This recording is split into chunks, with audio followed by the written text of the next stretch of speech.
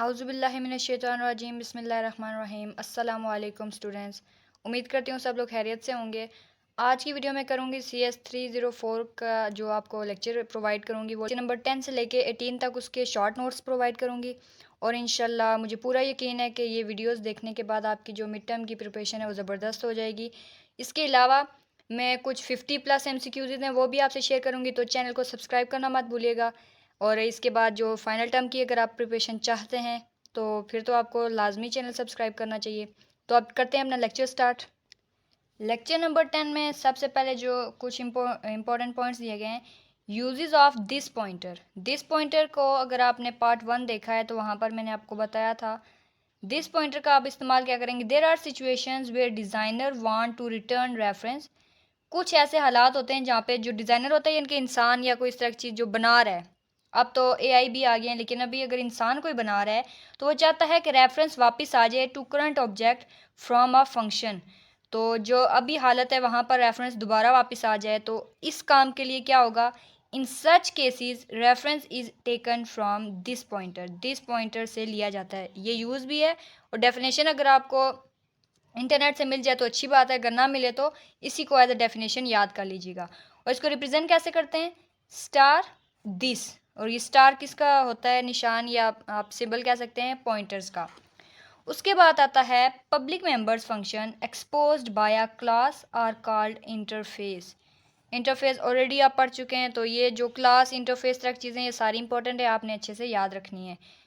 Separation अलग कर देना of implementation from the interface is good software engineering. मुख्तलिफ तरह की जो इम्प्लीमेंटेशन होती है उन्हें इंटरफेस से, यानी कि इंटरफेस मतलब जो पब्लिक चीज़ें होती हैं उनसे अलग कर देना क्या है, सॉफ्टवेयर गुड सॉफ्टवेयर इंजीनियरिंग, अच्छे से काम करना होता है। उसके बाद अब आता है there are two representation of complex number, याद रखनी है। MCQ आ सकता है कितनी है, 2 हैं। अगर पूछेंगे कौन सी हैं तो फिर यूलर फॉर्म और फेज़र फॉर्म, ये आपने याद रखना है। ये वर्ड आई होप कि मैंने अच्छे से प्रोनाउंस किया है, यूलर फॉर्म और फेज़र फॉर्म। उसके बाद यहाँ पर एक एग्जांपल दी गई थी तो मैंने लिख दी। ये पूछ सकते हैं आपसे, इस तरह की चीज़ें पूछ लेते हैं। z is equal to x plus iota y. उसके बाद z आगे इसकी फॉर्म है, z के आगे पीछे 2 बार्स लगा दी, कॉस थीटा प्लस आई साइन थीटा, ये भी याद रखना है, ठीक है। ये 3-4 क्विज एक ही साथ बन रहे हैं। z क्या है, ये जो z है ये क्या है, कॉम्प्लेक्स मॉड्यूल है। और थीटा क्या है, कॉम्प्लेक्स आर्गूमेंट है या फेज है, फेज एंगल को कहते हैं ना। तो कॉम्प्लेक्स आर्गूमेंट हो गया या फेज हो गई। अच्छा, अब हम देखेंगे फ़ायदे, किस चीज़ के फ़ायदे, कि जो इंटरफेस होता है यानी कि पब्लिक होता है सब कुछ, उस चीज़ को अगर अलग कर दिया जाए तो उसका फ़ायदा क्या होता है। यूज़र को सिर्फ डाटा तक रसाई हासिल करने में दिलचस्पी होती है, यानी कि जो आम बंदा होता है ना, कोई अगर ऐप यूज़ कर रहे हैं तो आपको सिर्फ उस ऐप के काम से मतलब है, वो उसके अंदर प्रोसेसिंग कैसे हुई, डाटा कहाँ पर है, क्या हो रहा है, आपका उससे कोई ताल्लुक नहीं है, ना इंटरेस्ट है। इन्हें इस बात से कोई लेना देना नहीं होता कि इंटरनल रिप्रेजेंट और उसकी इम्प्लीमेंटेशन कैसे होगी किसी भी क्लास की, उन्हें कोई फ़र्क नहीं पड़ता। वो कहते हैं बस हमारा जो काम है वो कर दें, हमें किसी से मतलब नहीं है, ठीक है। इन C++ जनरली आमतौर पर क्या होता है, we can relate the concept of interface of a class to its header dot h. ये आपने याद रखना है, क्विज है और क्वेश्चन भी है। इंटरफेस को किससे रिलेट करते हैं, हेडर डॉट एच से। फाइल, ये फाइल का नाम है, ये भी पूछ सकते हैं कि ये क्या चीज़ है, फाइल है। And implementation of class to its dot CPP file. जो हेडर फाइल होगी वो डॉट एच से, ठीक है, इंटरफेस को डॉट एच से, और जो इसकी इम्प्लीमेंटेशन होगी वो डॉट CPP फाइल के साथ की जाएगी। उसके बाद आता है कीवर्ड कॉन्स्ट, इंपॉर्टेंट है। Const is placed at the end of the parameter, याद रखना है, end of the parameter list to make any function as constant. किसी भी फंक्शन के एंड पर कॉन्स्ट लगाया जाता है ताकि क्या हो, वो चीज़ कांस्टेंट कहलाए। कांस्टेंट मतलब जो कि चेंज नहीं होगा, एक दफ़ा जो बोल दिया वही होगा या जो वैल्यू असाइन कर दी वही होगी। Const function can not modify state of any object, read only, errors caught at compile time. अब इन 3 चीज़ों का मतलब क्या है मैं बताती हूँ। मॉडिफाई नहीं हो सकता, जैसा बना दिया ठीक है, अब चेंज नहीं होगा, ठीक है, पहली लाइन का ये मतलब। रीड ओनली, ये सिर्फ रीड करता है, राइट वगैरह नहीं करता, रीड ओनली होता है। Errors caught at compile time, जब आप सारा प्रोग्राम लिखने के बाद कंपाइल करेंगे उसके बाद अगर कोई गलती है तो पकड़ी जाएगी, इससे पहले आपको कुछ भी पता नहीं चलेगा। Constructor and destructor can not be const. Constructor क्या होता है? जो कि बिल्डिंग ब्लॉक होता है, बना रहा होता है। डिस्ट्रक्टर जो कि इसी को ख़राब कर रहा होता है या डिलीट कर रहा होता है। ये दोनों कॉन्स्ट नहीं हो सकते, यानी कि कॉन्स्टेंट नहीं हो सकते, because both are used to modify the object. ये मुख्तलिफ तरह के ऑब्जेक्ट्स को बेहतर बनाने के लिए या फारिग करने के लिए यूज़ किए जाते हैं। फारिग से मुराद डिलीट करने के लिए यूज़ किए जाते हैं। तो ये कांस्टेंट कभी भी नहीं हो सकते, इनकी वैल्यू चेंज होती रहेगी, लिहाजा ये क्या है? कांस्टेंट नहीं है। अब हम देखेंगे मॉडिफाई ऑब्जेक्ट क्या होते हैं। ऑलरेडी मैं आपको बता चुकी हूँ कि पहले से बेहतर बनाना। Modify object into well defined state or align the memory occupied by the object.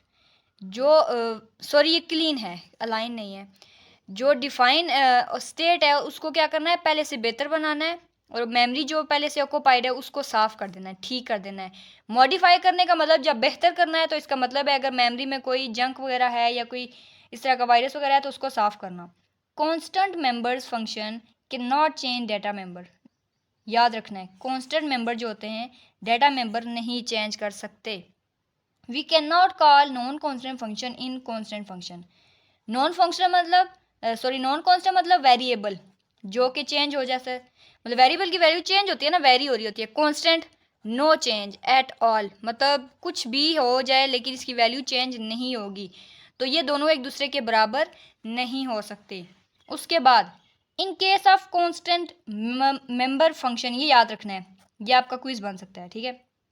Question भी आ सकता है कि इसका सिंटैक्स आपसे पूछ सकते हैं। ये सिंटैक्स होता है कॉन्स्ट स्टूडेंट, एग्जाम्पल के तौर पर स्टूडेंट, आप नेम लिख लेना, नेम क्लास नेम लिखना है, ठीक है। यहाँ पे अगर स्टूडेंट लिखा हो तो इसका मतलब ये क्लास नेम है।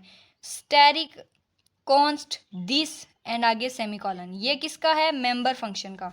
उसके बाद in case of ordinary member function, ordinary आम सा है कोई, student star const this and आगे सेमीकॉलन, बस ये सिंपल सा है। अगर जो है कांस्टेंट मेंबर है तो इस तरह लिखना है, और अगर कोई नॉर्मल सा मेंबर है तो ये इस तरह लिख देना है।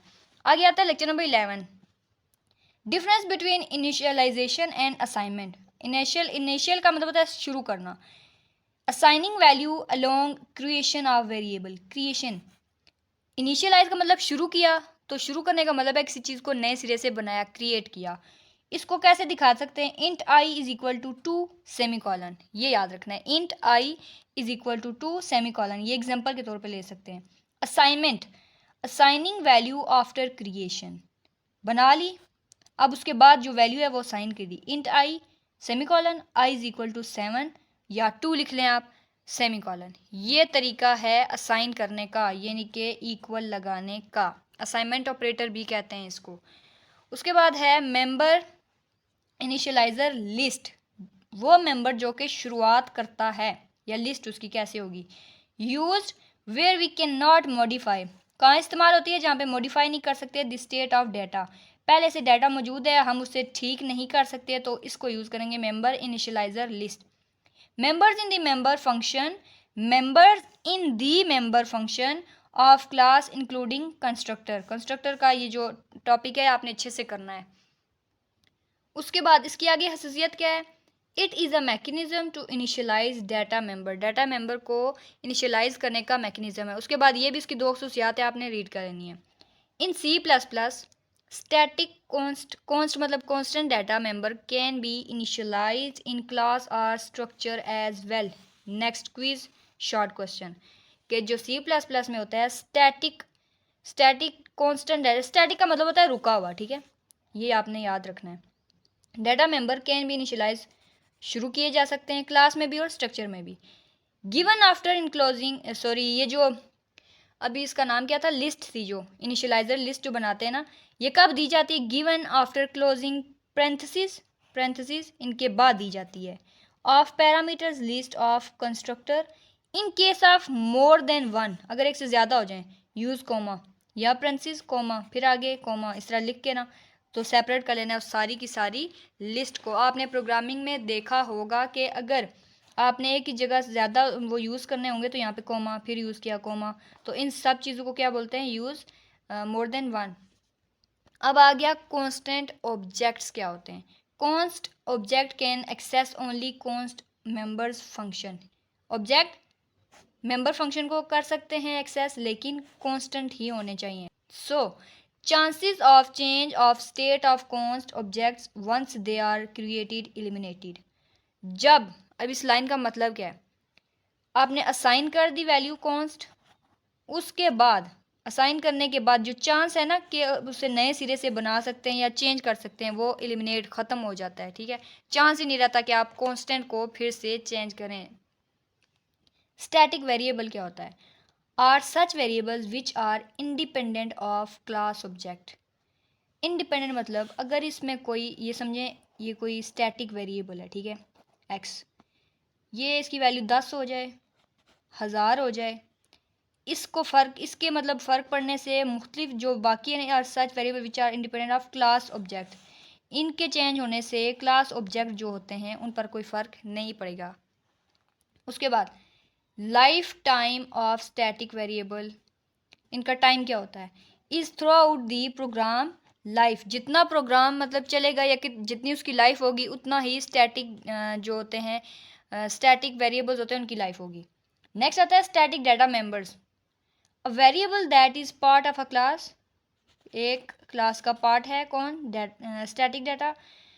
Yet is not part of any object of that class, ये क्लास है, ठीक है, ये इस तरह इसके अंदर ऑब्जेक्ट है, ये वाले क्लास के अंदर तो एग्जिस्ट करता है ये स्टैटिक डाटा, लेकिन इस ऑब्जेक्ट के साथ उसका कोई लेना देना है। समझ लें ये स्टैटिक डाटा है, ठीक है, तो इसका ये क्लास के अंदर एग्जिस्ट तो कर रहा है, लेकिन इन चीज़ों के साथ इसका कोई लेना देना अभी तक नहीं है।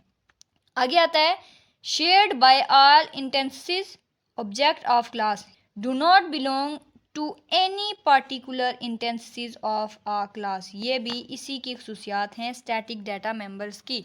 उसके बाद अब आगे आ जाता है keyword static is used to make a data member static. Static का मतलब नॉट एक्टिव और मूविंग, रुक गया, चेंज नहीं हो रहा, ठीक है, मूव नहीं कर रहा। Static data member is declared inside the class, important चीज़ है, क्लास के अंदर डिक्लेयर किया जाता है, but they are defined outside the class, class के बाहर भी डिफाइन किए जा सकते हैं। If static data members are not explicitly initialised at time of definition then they are initialised to zero. अगर खुद ब खुद उनको इनिशियलाइज हमने नहीं किया, यानी कि हम प्रोग्राम लिख रहे हैं, स्टैटिक डाटा को इनिशियलाइज नहीं किया, बनाया नहीं है, तो वो क्या हो जाएगा? खुद ब खुद तो हो जाएगा, लेकिन वैल्यू क्या होगी? ज़ीरो। उसके बाद अब आ गया lecture number 12, accessing data, accessing static data member. अब इसको एक्सेस कैसे करना है? स्टैटिक डाटा मेंबर तो पढ़ लिया ना, अब इसको ढूंढना कैसे है, फाइंड आउट कैसे करना है? To access a static data member there are two ways. Access normal data किससे होगा? डॉट ऑपरेटर से, आम सा डाटा है, डॉट ऑपरेटर से। Access using a scope resolution, resolution ये वर्ड है, ठीक है, रेजोल्यूशन ऑपरेटर 4 डॉट, ये जो 4 नुक्ते होते हैं इन्हें क्या बोलते हैं? Scope resolution operator. Life of static data member, static data member की लाइफ कितनी होती है? Created even when there is no object of class, ये क्लास बन गई, क्लास तो हमने बनानी है ना, कोई ऑब्जेक्ट नहीं है, ठीक है, ये जितने इस तरह के ये ऑब्जेक्ट है ना, ये सारे समझ लो है ही नहीं, तब भी इसके अंदर वो स्टैटिक जो है ना डाटा वो एग्जिस्ट कर रहा है। इसका मतलब ये है they remain in memory even when all objects of a class are destroyed. अगर यहाँ पे ऑब्जेक्ट्स पड़े हुए हैं, ठीक है, सारे डिस्ट्रॉयड हो गए, ख़त्म हो गए या बाहर निकल गए, तब भी ये जनाब यहीं पे रहेंगे, इन्होंने ना आगे जाना है ना पीछे जाना है, बस यही कुछ होगा तब भी यहीं रहेगी, कुछ नहीं होगा तब भी यहीं रहेगी, इसने जाना ही नहीं है कहीं पे। अच्छा, उसके बाद आता है they can be use to store information, information को सेव करती है कौन? स्टैटिक डाटा मेंबर, याद रखना है। That is required by all objects, सारे ऑब्जेक्ट्स को चाहिए होती है information, like global variable, global variable को भी याद रखना है, इससे रिलेटेड कोई ना कोई क्विज आ जाता है। अब आता है static member function.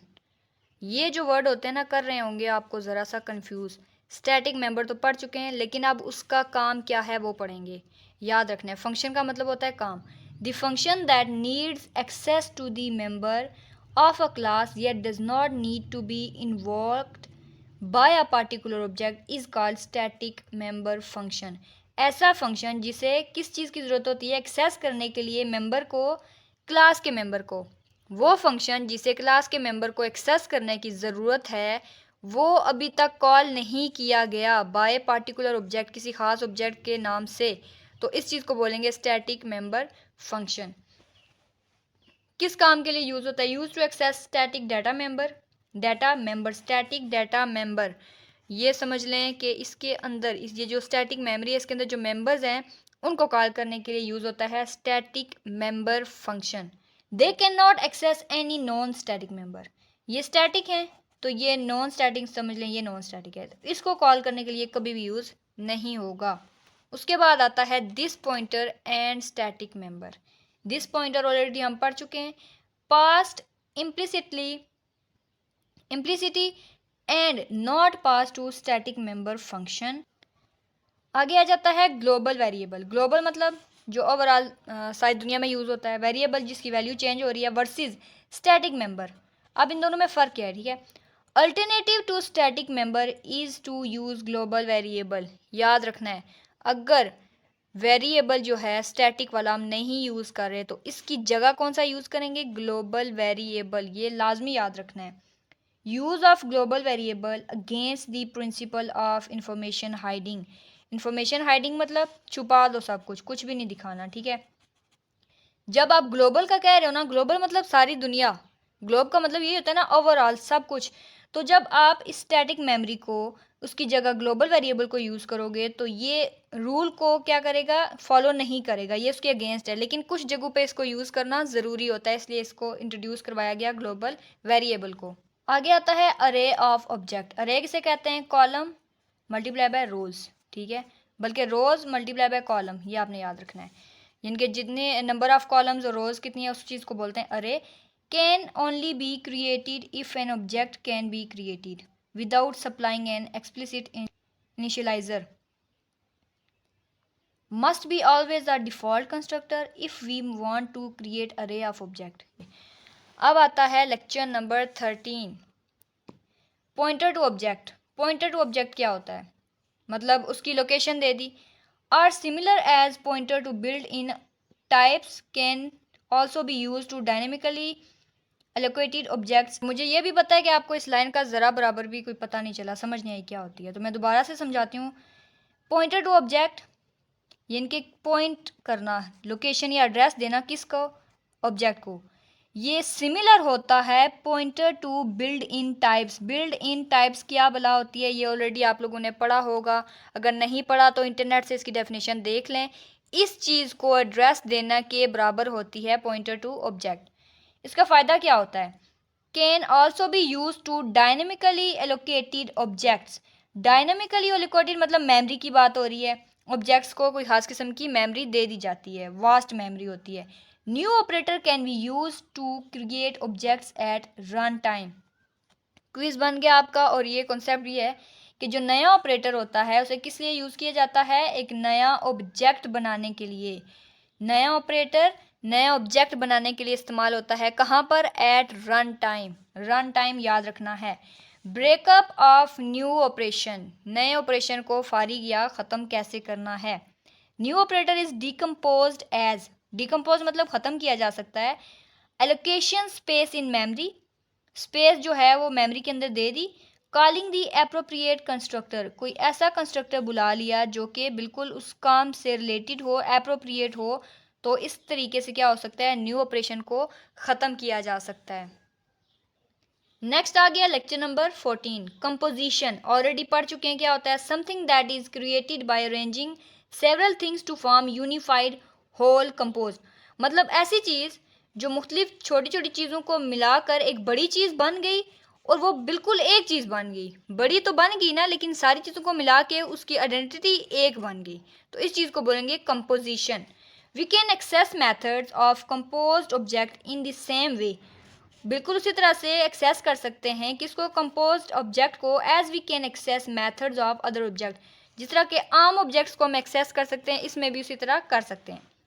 Member functions of a class can access its private data.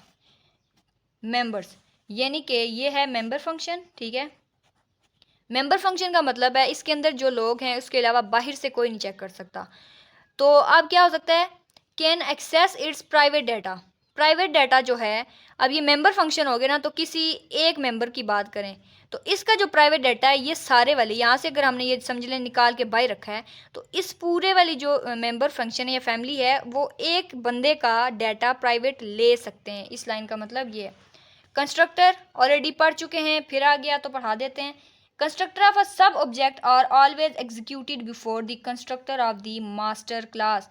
Master class के कंस्ट्रक्टर से पहले सब ऑब्जेक्ट वाला एग्जीक्यूट होता है।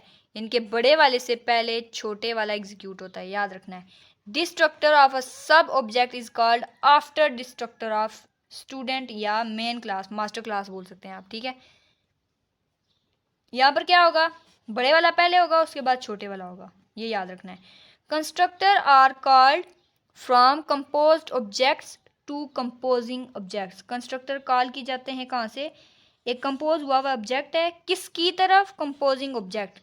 वो ऑब्जेक्ट जो भी कंपोज हो रहा है वो कहाँ से कॉल किया जाएगा, उन ऑब्जेक्ट्स की तरफ से जो पहले से कंपोज हैं। नेक्स्ट लेक्चर आ गया 15। हम बिल्कुल एंडिंग की तरफ जा रहे हैं और उम्मीद कर रही हूँ कि आपको समझ आ रहा है। अपनी ट्राई तो मैं कर रही हूँ और बाकी की जो ट्राई करनी है वो आप लोगों ने करनी है, थोड़ा ध्यान देना पड़ेगा। Aggregation is a weak relationship then composition. Already पढ़ चुके हैं लास्ट वाली वीडियो में, जो पार्ट 1 आपने देखा है, ठीक है, उसमें पढ़ा है कि जो एग्रीगेशन होता है वीक रिलेशनशिप होता है कंपोजिशन से, ये स्ट्रॉन्ग होता है। Because in this relationship two classes get services of each other. दो क्लासेस, ये दो क्लासेस हैं, एक दूसरे को फ़ायदा पहुंचा रही होती हैं।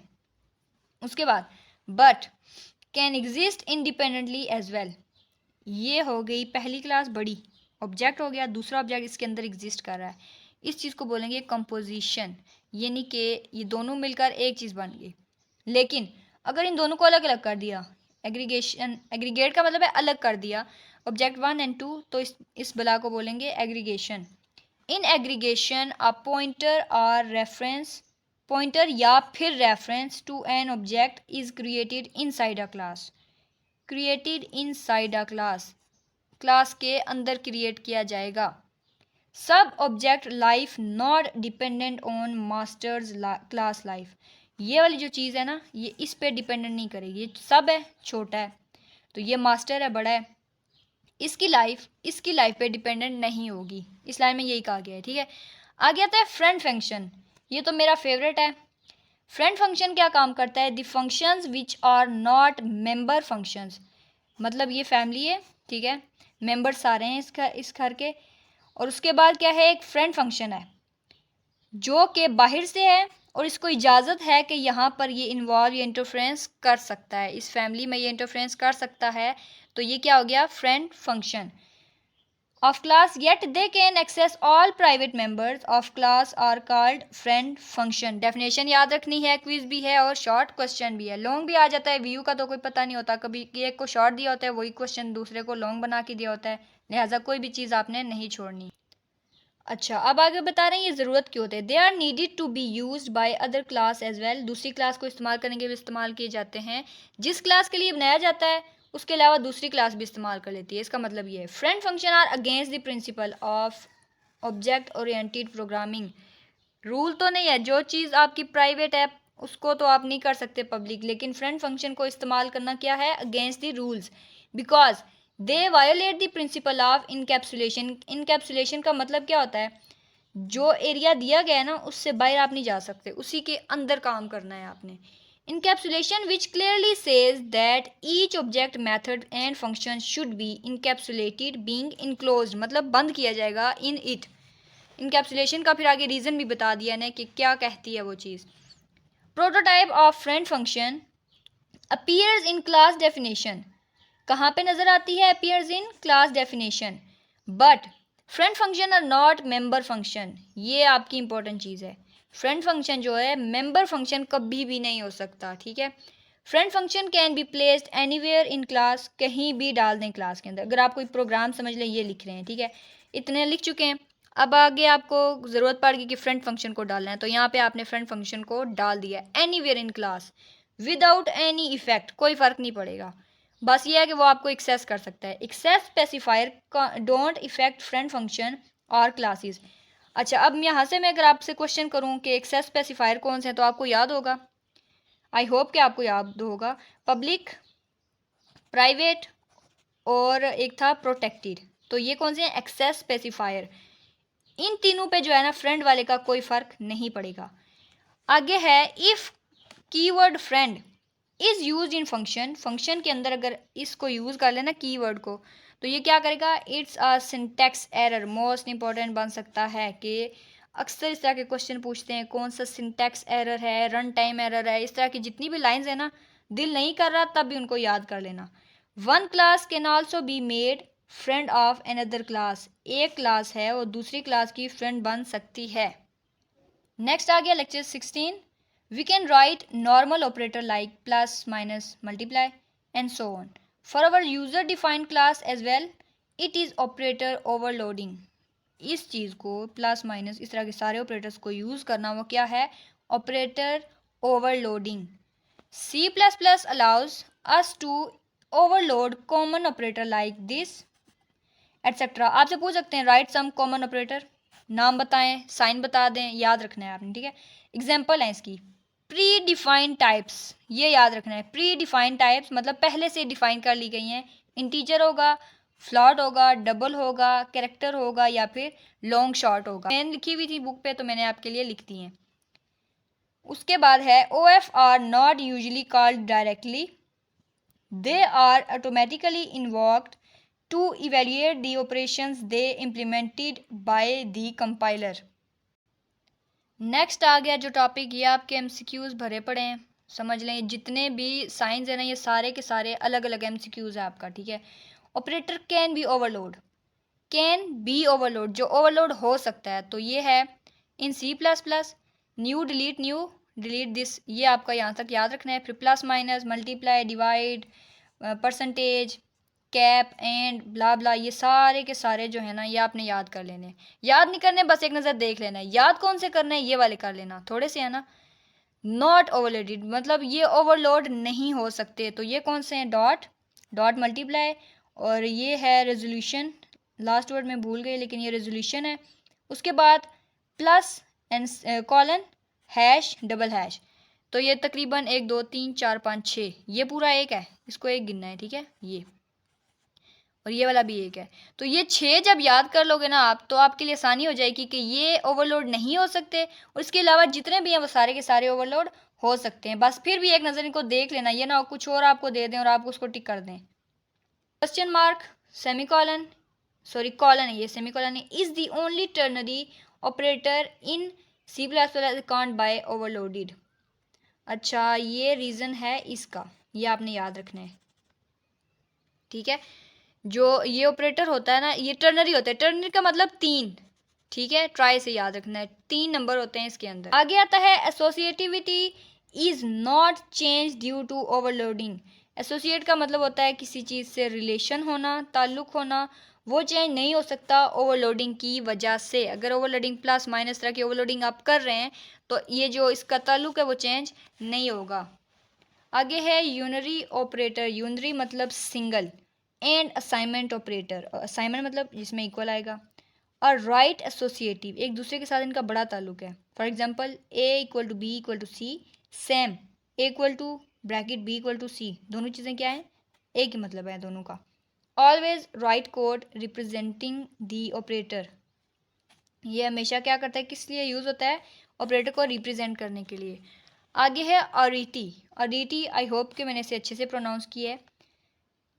Number of operands it works on, operand मतलब मैं आपको बताती हूँ, ए प्लस बी लिखा हुआ है ना, तो ये है बी और ए है ऑपरेंड और ये है ऑपरेटर, ठीक है। ए और बी ऑपरेंड्स हो गए, तो जितने ऑपरेंड्स होंगे काम कर रहे होंगे उसको बोलेंगे arity. Arity of an operator is, operator मतलब plus minus, is not affected by overloading, overloading की वजह से इफेक्ट नहीं होता। बाइनरी ऑपरेटर, बाइनरी मतलब 2, ऑपरेटर एक्ट ऑन 2 क्वांटिटीज, आगे लिखा हुआ है पहले से ही कि 2 क्वांटिटीज पर काम करते हैं। Binary operator plus minus multiplication etcetera. General syntax of binary operator, binary operator का सिंटैक्स यानी कि अगर आपने प्रोग्राम में इसको डिक्लेयर या कॉल करना है तो कैसे करेंगे? टाइप लिखेंगे क्लास नेम, जैसा कि स्टूडेंट, क्लास का नाम रख दिया, स्टूडेंट रख दिया, या कोई और प्रोजेक्ट कर रहे हैं वही नाम लिख दिया। उसके बाद ये वाला साइन लिखना है रेजोल्यूशन का। ऑपरेटर दोबारा से लिखना है। ऑपरेटर ये लिखा ना ऑपरेटर, उसका फिर आगे सिंबल लिखना है। अगर समझ लें यहाँ पर आपने लिख दिया ऐड, तो आगे प्लस लिखेंगे, ठीक है। टाइप RHS, ये याद रखना है RHS। उसके बाद ये इसी तरह नॉर्मली ये चीज़ होती है लिखने के लिए कमेंट्स। अगर कमेंट बड़ा हो ना, एक लाइन से बड़ा हो, तो फिर उसको इस तरह कमेंट लिखते हैं। उसके बाद कोड लिखना है और आपने ब्रैकेट बंद करके अपना जो कोड है वो ख़त्म कर देना है। उसके बाद ये मेंबर फंक्शन का लिखा है ना, जो आम होगा। जो नॉन मेंबर होगा यानी कि बाहर वाला होगा, उसके लिए क्या करना है, type class name this sign resolution operator का सिंबल है। अब आगे जो लास्ट वाला स्टेप है वो क्या होगा, ये देखें, टाइप RHS1 और RHS2, बस ये चेंज होगा, बाकी एक चीज़ होगी। उसी तरह आगे प्रोग्राम लिखने के बाद हम क्या करेंगे, ब्रैकेट को क्लोज कर देंगे। दी operator OP must have at least one formal parameter of type class user defined type। जो ऑपरेटर है ये इनके आप कह सकते हैं ये उसी की फॉर्म है ऑपरेटर की। Must have at least one formal parameter, उसका एक ना एक होना चाहिए पैरामीटर, रूल कह सकते हैं, कोई ख़ास कंडीशन उसकी होनी चाहिए क्लास टाइप की, यूज़र डिफाइंड टाइप जैसा कि हो सकती है। एग्जांपल के तौर पे फॉलोइंग इज एन एरर, ये एक एरर है।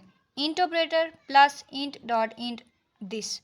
आपसे क्विज में ये पूछ सकते हैं कि किस वाले के अंदर एरर है, या ये देकर पूछ सकते हैं ट्रू फॉल्स बता दें इसके अंदर एरर है या नहीं है।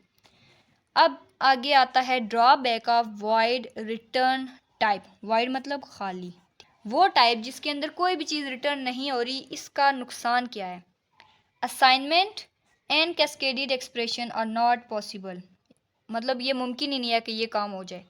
One of existing object use to store result, पहले से जो एग्जिस्ट कर रहा है ऑब्जेक्ट वो किस काम के लिए होगा, रिजल्ट को स्टोर करने के लिए यूज़ हो जाएगा।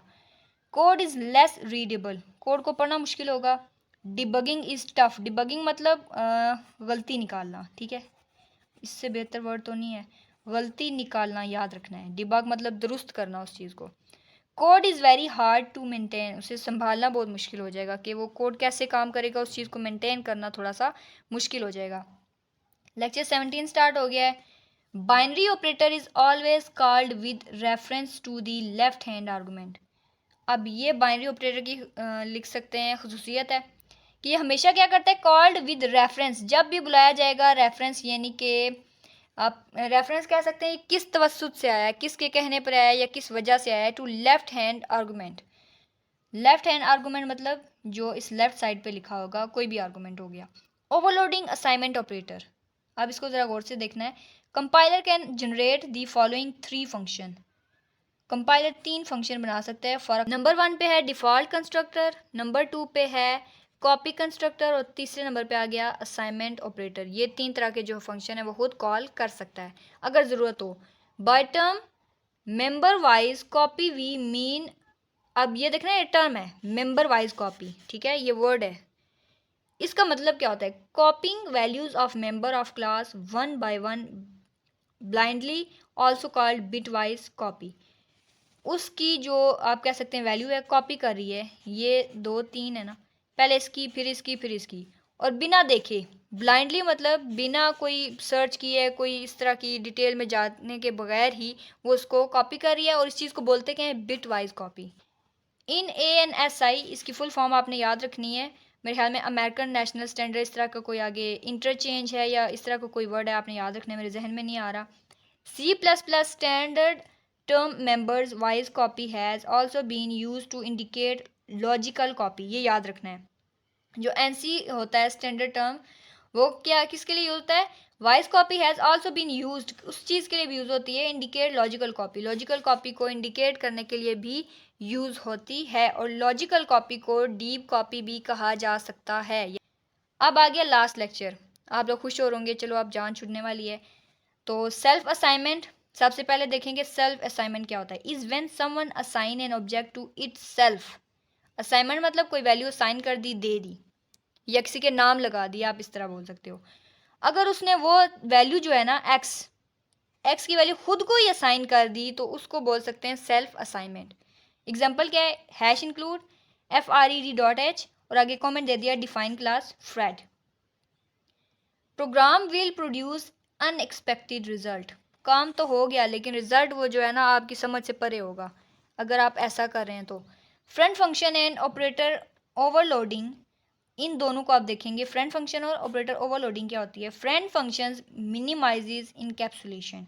इनकैप्सुलेशन मतलब within the closed circuit, मतलब बंद चीज़ के अंदर ही काम करना है। तो अगर फ्रंट फंक्शन यूज़ हो गया तो मतलब ये काम ख़त्म हो गया, इनकैप्सुलेशन का काम ख़त्म होना शुरू हो गया। क्यों? As we can access private data of any class using front function. Front function की मदद से हम कोई भी जो डाटा है उसको यूज़ करना शुरू कर देंगे। तो इससे अब होगा क्या अगर हमने इनकैप्सुलेशन के बावजूद फ्रंट फंक्शन को यूज़ किया है? तो डाटा वल्नरेबिलिटी हो जाएगी, प्रोग्रामिंग बग्स हो जाएंगे, टफ डिबगिंग हो जाएगी। ये सारे प्रॉब्लम, डाटा ख़राब हो जाएगा, कोई प्रॉब्लम बग्स आना शुरू हो जाएंगे, डिबगिंग या इनकी गलतियाँ निकालना भी मुश्किल हो जाएगा। तो लेक्चर नंबर 19 से ना मैं दो चीज़ें आपको इंपॉर्टेंट बता दूँ, हो सकता है एमसीक्यूज आ जाए। Stream insertion less than, extraction होगी तो ग्रेटर देन, और उसके बाद सी इन एंड सी आउट। ये सी इन देती है इनपुट, सी आउट देता है रिजल्ट यानी कि आउटपुट, और ये दोनों क्या करते हैं? Overloaded for basic data type. क्योंकि कई दफ़ा होता है आगे से एक दो लेक्चर्स में से कोई ना कोई क्वेश्चन आ जाता है। तो उम्मीद करती हूँ लेक्चर जो भी समझाया आपको इंशाल्लाह अच्छे से समझ आया होगा। अगर नहीं आया तो इसको दोबारा से देखिएगा या फिर रीडिंग करिएगा, इंशाल्लाह समझ आ जाएगा। तो मिलते हैं नेक्स्ट किसी और वीडियो में। रखिएगा अपना बहुत सारा ख्याल, और अगर आपको वीडियो पसंद आई है तो लाइक और शेयर लाजमी करिएगा ताकि बाकी स्टूडेंट्स तक भी ये वीडियो टाइम से पहुंच जाए और वो अपने पेपर के लिए प्रिपरेशन कर सकें। इसके बाद अगर आप चाहते हैं कि मैं फ़ाइनल के लिए आपकी चैप्टर वाइज और उसके बाद फाइनल टर्म की जो स्पेशल होती है प्रिपरेशन वो भी करवाऊँ, तो आपको चैनल सब्सक्राइब करना पड़ेगा। उससे मुझे पता चलेगा कि आपका रिस्पॉन्स कैसा रहा है, तो फिर मैं वीडियो इंशाल्लाह ज़रूर बनाऊंगी। तो तब तक के लिए रखिएगा अपना बहुत सारा ख्याल। मिलते हैं नेक्स्ट किसी और वीडियो में। अल्लाह हाफिज़।